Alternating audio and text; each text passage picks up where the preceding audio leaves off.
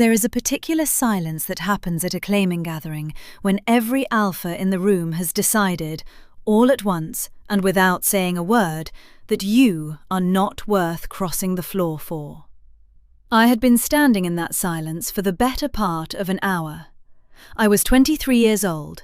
I had a burn scar that ran from the corner of my jaw down the left side of my throat, and I had known, before I ever walked into the great hall of the Iron Court, that no one was going to choose me. I want to be clear that I had made my peace with this. A woman makes her peace with a great many things by 23, and the chief of them is the precise distance at which strangers' eyes slide off her face. So I was not standing there hoping, I was standing there enduring, which is a different thing, and a thing I happen to be very good at. Let me describe a claiming gathering, for those of you fortunate enough never to have stood through one. The unmated women of the territory are arranged along one wall of the great hall, like a row of jars on a shelf. The eligible alphas walk the row. They look. They consider. When one finds a woman his wolf approves of, he stops in front of her, and he offers his hand. And if she takes it, the two of them step out of the row together, and the matter is more or less settled in front of the whole pack. It is meant to be dignified. It is, in practice, a great deal like watching men choose horses, except that the horses are expected to smile. I did not smile. I had given up smiling somewhere around the third alpha who looked at my scar, looked at my eyes, and kept walking as though I were a draft he had felt and dismissed. By the time the gathering was an hour old, every eligible alpha in the Iron Territories had walked the row, and every one of them had walked past me. Some of them slowed. I will give them that. A few even looked like they were considering it. The way you consider a thing, you know you will not do. But then their gaze would catch on the left side of my throat, on the old shine of healed skin, and you could watch the calculation happen behind their eyes. What would the pack say? What would it mean? What is wrong with her that no one has taken her already? And they walked on. The woman to my left was claimed within the first quarter hour. The woman to my right, twice my prettiness and half my sense, went in the second. By the end, I was the last unclaimed woman standing against the wall, alone, in a gown I had borrowed and would have to return, with the entire court politely not looking at me. And at the far end of the hall, on the wolf throne, the Alpha King watched the whole thing without expression. I had not looked at him directly all night. One does not. King Ronan of the Iron Territories was not part of the claiming. Kings do not walk the row like ordinary alphas. Kings are matched through treaties and alliances and the careful arithmetic of power. And so there had been no reason for his attention to come anywhere near the scarred woman at the end of the wall. There was no reason for what happened next. That is the first thing everyone said afterward, and the last thing, and the only thing they could agree on. There was no reason. The Alpha King stood up. I felt the room change before I understood why. A gathering has a sound. Shifting feet, low talk, the clink of cups. And all of it stopped at once, the way a forest goes quiet when something large moves through it.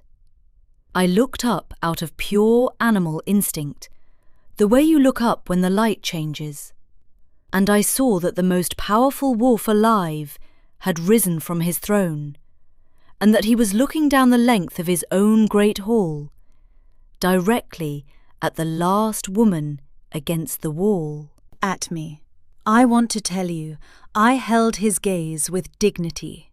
What I actually did was glance over my shoulder to see who was standing behind me, because surely it was not. There was no one behind me. There was a wall. When I turned back, he had come down off the dais. 400 people watched the King of the Iron Territories walk the length of his own hall. He did not hurry. He did not look at the lords, who half rose in confusion, or the Lady Dagmar Voss, who had spent the entire evening arranged near his throne, like a woman waiting to be noticed, and who was now watching his back with an expression I would come to know very well. He walked past all of them, past the claimed couples and the marriageable daughters, and the whole careful machinery of the gathering, and he stopped in front of me, 1 pace away, close enough that I had to tip my head back to keep his eyes. His eyes were dark and very steady, and they did not go to my scar. That was the thing I noticed first, before anything else, before I had the wit to be afraid. Every other alpha's eyes had gone to my scar within a heartbeat. His did not. His stayed on mine, as though the scar were not the most interesting thing about me, as though it were not even in the top several things, as though he had come all this way to look at something else entirely, and had no time to waste on my throat. "You are the last one standing," he said. His voice was low and carried anyway, the way a king's voice does. The whole hall heard it. "I am, Majesty." Mine came out steadier than I expected. "It happens." "Does it?" He did not phrase it as a question. "Every alpha in my territory walked this row tonight." "They did." "And not one of them stopped." "Not one, Majesty." I lifted my chin, because if I was going to be humiliated in front of the entire court, I would at least do it looking him in the eye. "Perhaps you ought to ask them why. I imagine they would all give you the same answer, and I imagine you can guess what it is without my help." A muscle moved at the corner of his mouth. On another man, I would have called it the beginning of a smile. On a king, in that silence, with 400 people holding their breath, it was the most alarming thing I had ever seen. "I find," he said, "that I'm not interested in their answer."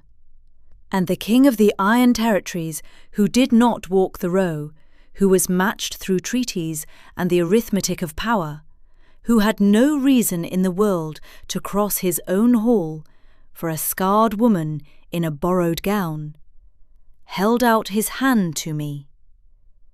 The hall made a sound, not a word, a sound, a single indrawn breath from 400 throats at once.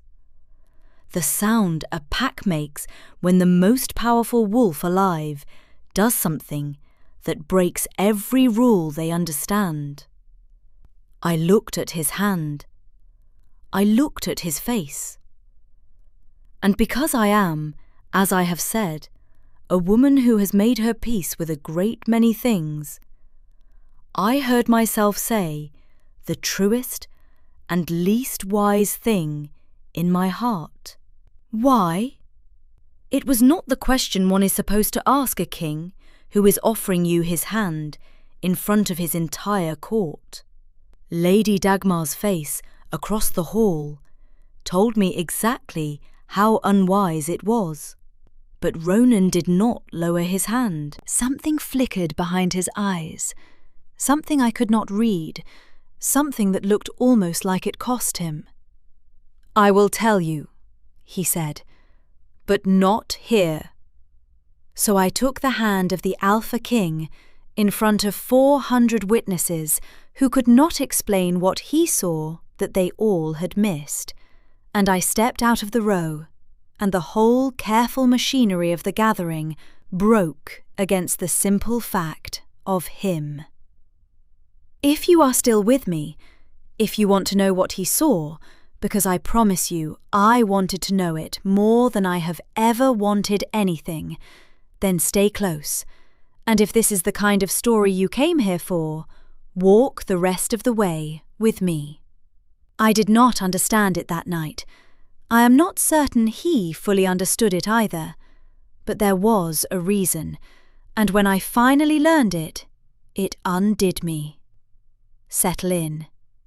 He did not tell me that night, "This is the first thing you should know about Ronan, and the thing that took me longest to forgive."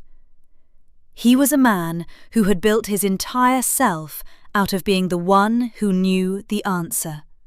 And so, the one time it would have cost him nothing to simply say the thing, he could not make himself do it.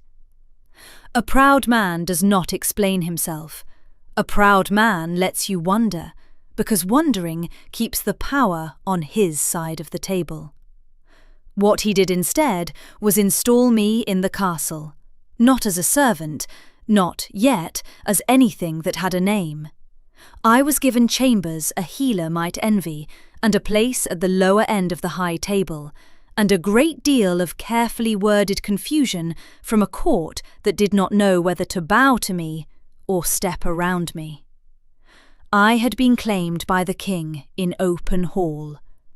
I had also not been claimed in any way the court recognised. No betrothal announced, no Luna's seat offered, no explanation given. I existed in a gap in the rules, and a court is never crueler than to a person who exists in a gap in the rules.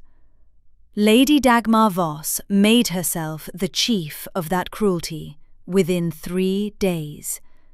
She found me in the long gallery, where I had gone to be alone, with the tall windows and the grey river light. She was, I should say, genuinely beautiful.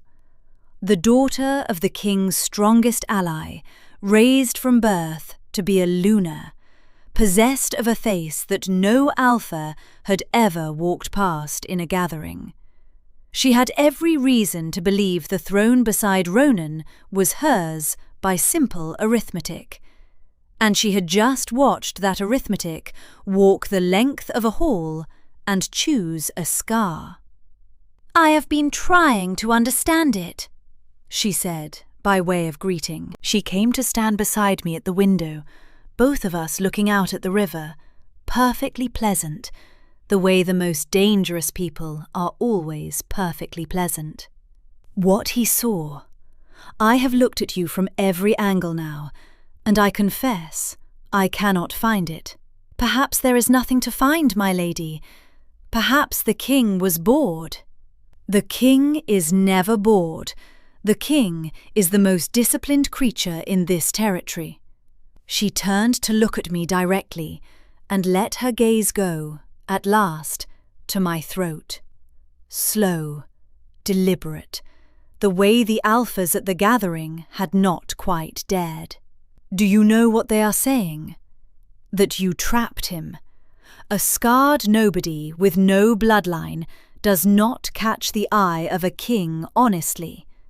So it must be witchcraft, or a debt, or some leverage you are holding over him." She smiled. "I do not believe in witchcraft, but I do believe that a woman who exists in a gap in the rules can be made to disappear into one. You would do well to disappear before someone disappears you." "Is that the king's wish, my lady, or your own?" The smile did not move, but something behind it did. "There is a feast at the new moon," she said. "The whole court.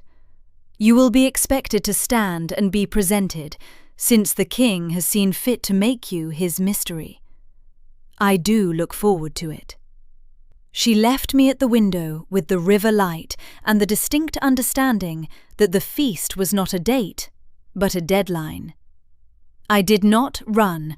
I want that on the record, because running would have been the sensible thing, and I have never been able to forgive sensible people their good judgment. I stayed because there was a question I needed answered, and the only man who could answer it had crossed an entire hall to avoid answering it. So I went to find him.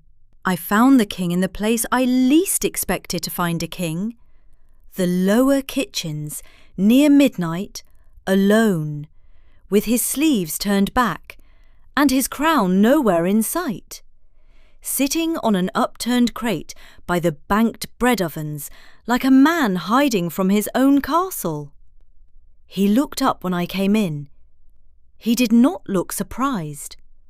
He looked, if anything, caught. "They told me you came here," I said. "When you wished not to be found, I did not believe them. My beater has a loose tongue." He did not stand, which I appreciated. A king who stands makes you smaller. "Sit, if you are going to. You are letting the warm out." I sat on the crate across from him. For a while neither of us spoke, and the ovens ticked as they cooled. And I understood that this was a man who came here precisely because here he did not have to be the king who knew the answer. "You said you would tell me," I said at last. "What you saw. You said not there. We are not there now." His jaw worked. I was learning to read him, the small tells a proud man does not know he has, the way his fingers found something in his pocket and turned it over and over. "I am not accustomed," he said slowly, "to explaining myself." I had noticed, Majesty. "It is not a thing kings do." "It is not a thing you do," I corrected before I could stop myself. "I have watched you for a week now. You let the whole court invent reasons for what you did, and you correct none of them, because every reason they invent is a reason you control, and a true answer you would have to give away for free." I held his eyes. "You crossed an entire hall for me, and you would rather let 400 people call me a witch than tell one woman the truth.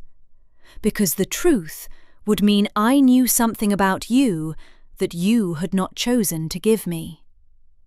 That is not strength, Majesty. I have met strength.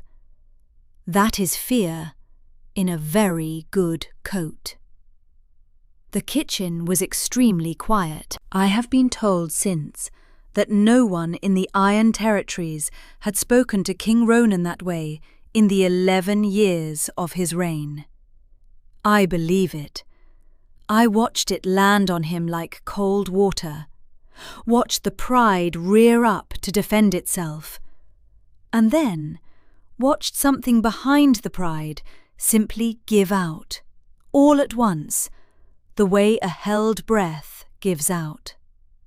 He took the thing from his pocket and set it on the crate between us.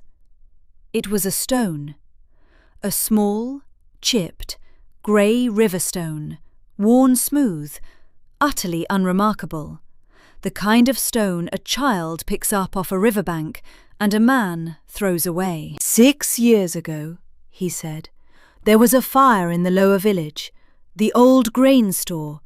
It went up in the dry season, fast, and there was a child trapped inside, my ward, my sister's son, 4 years old, the last of her blood and mine after the fever took her. He turned the stone over. By the time I reached it, the roof was already going. I could not get to him. The strongest wolf alive could not get through a doorway of fire to a screaming child. And I have not told anyone, in 6 years, what that did to me. I did not move. A woman went in, he said. I did not see her face. There was too much smoke, too much fire.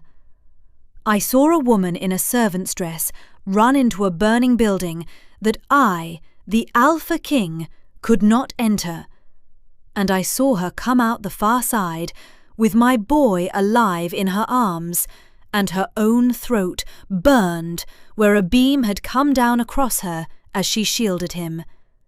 And then the crowd surged, and the building came down, and when it was over, she was gone. No name, no claim made on the reward I offered. Nothing. He looked up at me. Only this. He was clutching it when she handed him out. A river stone. He said the burning lady gave it to him to hold, so he would be brave. I have carried it for 6 years. I have looked at every woman in this territory for 6 years for a scar on the left side of her throat.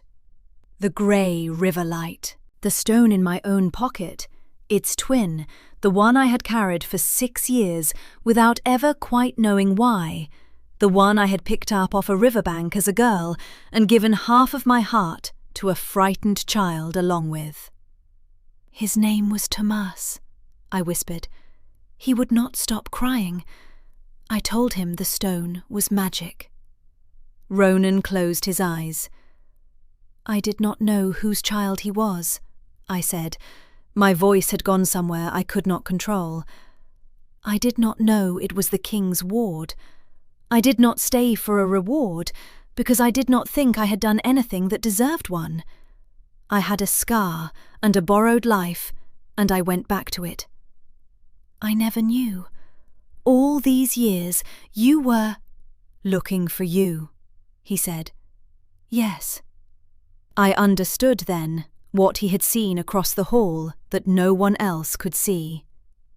The other alphas had looked at the scarred woman and seen a flaw. The king had looked at the scarred woman and seen, after 6 years of looking, the exact scar he had been searching for. The proof, the burning lady, the one person in his territory who had walked into the fire he could not enter, and brought back the only family he had left. He had not crossed the hall in spite of my scar. He had crossed it because of my scar. You should have told me, I said. At the gathering. You should have just said it. I know. Why didn't you? He turned the stone over one more time and set it down. And the king of the Iron Territories said, the hardest thing I think he had ever said to anyone. Because if I told you, he said, you would know that I had needed someone. And I have spent 11 years making very certain that no one in this territory believes the king needs anything at all. A breath. It is easier to let them call you a witch than to let them learn that I have been a frightened man holding a child's stone for 6 years. I am sorry. It was a coward's arithmetic, and you were the cost of it. And I am sorry. I picked up the stone from the crate. I took its twin out of my own pocket and set them side by side on the wood. 2 halves of a thing that had been apart for 6 years. And we both looked at them, and neither of us said anything for a long time. Because some things do not need a tag on them to be understood. The feast at the new moon came as Lady Dagmar had promised, and she had not been idle. I was presented to the court as foretold, made to stand at the foot of the dais while the lords examined the king's mystery and murmured. Dagmar had done her work well.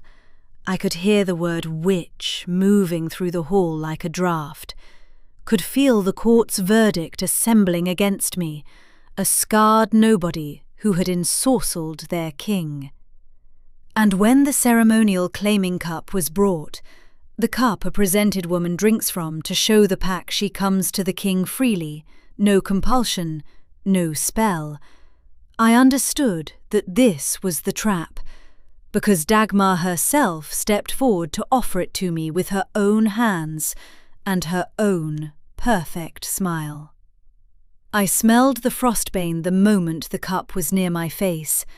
A poison that does not kill, that would be too obvious, but that freezes the throat and the lungs, that would have me choking and convulsing at the foot of the dais in front of the whole court, struck down mid-claim as though the king's own magic had rejected the witch. It would have ended me. Not my life, my standing, which in that hall was the same thing. I had a heartbeat to decide. I drank it. I want to explain why, because it was not bravery, or not only. It was that I had spent 23 years letting the world's eyes slide off my face, and I was finished letting anyone decide what I was without my say. If I refused the cup, I was the witch who feared the test. If I let them take it from me, I was a victim to be managed. So I drank, and I let the frostbane do its worst, and I stayed standing through it by an act of will I did not know I possessed. The cold went into me like a blade. It drove down my burned throat and into my chest and tried to close my lungs from the inside, and I felt my knees want to go, felt the hall tilt, felt blood where my own nails had bitten into my palm as I made a fist against the pain. The frost wanted me down. It pushed. I have told you I am very good at enduring. I endured. And then, through the cold, through the swimming dark at the edges of everything, I made my voice work, and I said the only sentence that mattered. "Frostbane," I said, to the whole hall, in a voice scraped raw. "In the claiming cup, offered by Lady Dagmar's own hand." I lifted the cup, my hand shaking, frost rhyming the rim where my breath had touched it, and I held it out toward the court so they could all see the telltale silver bloom on the metal that frostbane leaves and nothing else does. The witch, it seems, does not die of the king's rejection. She is poisoned by a jealous woman's hand and accused of it after. Examine the cup. Examine her sleeves. I will wait. The hall erupted. Ronan was already moving, down off the dais, across the floor, and this time the whole court watched the king cross a room for me and understood exactly why. He reached me as my legs finally went, and I felt his arm catch me, and I heard him give the order to seize Lady Dagmar and search her. And I heard, distantly, the discovery of the second vial in her sleeve, the one she had not had time to be rid of. But the thing I remember, the thing I will remember when all the rest of it has gone soft with years, is that before he called for the healers, before he dealt with Dagmar, before anything, the king put his mouth near my frost-burned ear and said, "Lo, only for me. Stay. You are very good at enduring. Endure this too. I have only just found you." And I did. The healers drew the frost out of me over 3 days, and it resisted. It did not want to leave. Frostbane never does. It had set its hooks into the old burned tissue of my throat and clung there. And there was a night where I could not get a full breath, and Ronan did not leave the chair beside my bed. The king of the Iron Territories, sitting up through the dark hours, turning a river stone over and over in his hands. On the 3rd day, the cold finally broke and went out of me in a long, shuddering rush, and I drew a clean breath for the first time, and I opened my eyes to find him watching me, with his pride entirely gone from his face. Nothing left on it but a man who had been afraid. "There you are," he said. "You look terrible, Majesty." "I have not slept." "On my account?" "On your account." He did not look away, which for him was its own kind of confession. I have decided to stop being good at not needing things. It is exhausting, and I am told it makes me unbearable. "Whoever told you that," I said, "sounds very wise." The corner of his mouth moved, the dangerous one, from the gathering, the one that broke rules. "She has no respect for the crown whatsoever." "None," I agreed. "It is probably why your wolf chose her. He has always had better sense than you." And the king of the Iron Territories laughed. Actually laughed, helpless and undignified, and entirely unlike a man who has spent 11 years not needing anything. And somewhere in the castle, his court heard a sound from the sick room they did not recognize and would have to learn. Lady Dagmar Voss was not put to death. Ronan was a proud man, but never a cruel one, and dead enemies make martyrs of jealous women. She was stripped of her court rank and her father's protection both. The Voss alliance survived only because her father was as horrified by the Frostbane as the king was, and disowned her use of it publicly to save his own banners. She was sent north to a holdfast on the edge of the territory, to live out her days as far from a throne as the map allowed, which for Dagmar was a punishment more exact than any blade. The court took a season to stop calling me the witch. Some of them, I think, never entirely did, and went to their graves certain that the king had been ensorcelled by a scarred woman with a riverstone. I have made my peace with that, the way I have made my peace with so many things. Let them wonder. The king knows what he crossed the room for, and so do I. And so, as it happens, does a 6-year-old who is now 10, and who still has the other half of my heart, and a stone he refuses to be parted from. It is a year later now, as I tell you this. There is a chair beside the king's at the high table that was empty for 11 years, and is not empty any more.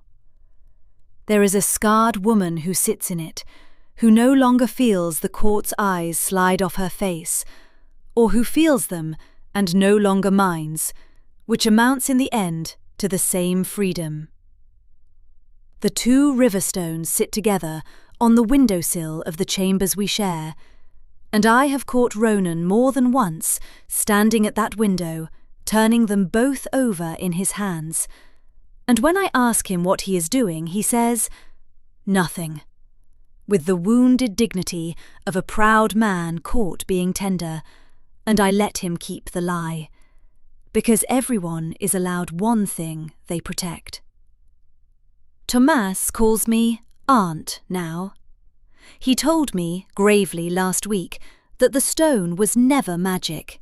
He is 10 and has opinions about magic, and I told him, just as gravely, that he was wrong, that it had been magic exactly once, on exactly one night, and that the proof was that it had brought me here. He thought about this for a long moment, in the way of serious children, and then decided to allow it. Ronan found me at the window tonight, with both stones in my hand. "You are doing the thing," I said, before he could. "The thing where you pretend you are not coming to look at the stones." "I was coming to look at you." He took my hand, easily, the way he does now, a man who has decided to stop being good at not needing things. The stones were on the way. Smoothly recovered, Majesty. I have had a year of practice. He looked down at the 2 grey stones in my palm, apart for 6 years, together now, and something in his proud face went soft in the way it only ever does for me. Every alpha in my territory walked past you, he said quietly. I have never understood it. I do not understand it still. You were the only one who knew where to look, I said. No. He closed my fingers gently around the stones. I was the only one who needed to. So tell me, did you guess it? Did you see, before I did, that the burning lady and the scarred woman at the wall were the same, and that the king had crossed the whole hall for a debt of the heart he had been carrying for 6 years? Stay a while and tell me in the comments where you are listening from tonight, and if this is the kind of story that found you somewhere you needed it to, the kind where the one everyone walks past turns out to be the one who walked into the fire. Then come walk through the rest of them with me. There are more. There are always more. This was only the night one Alpha didn't walk past.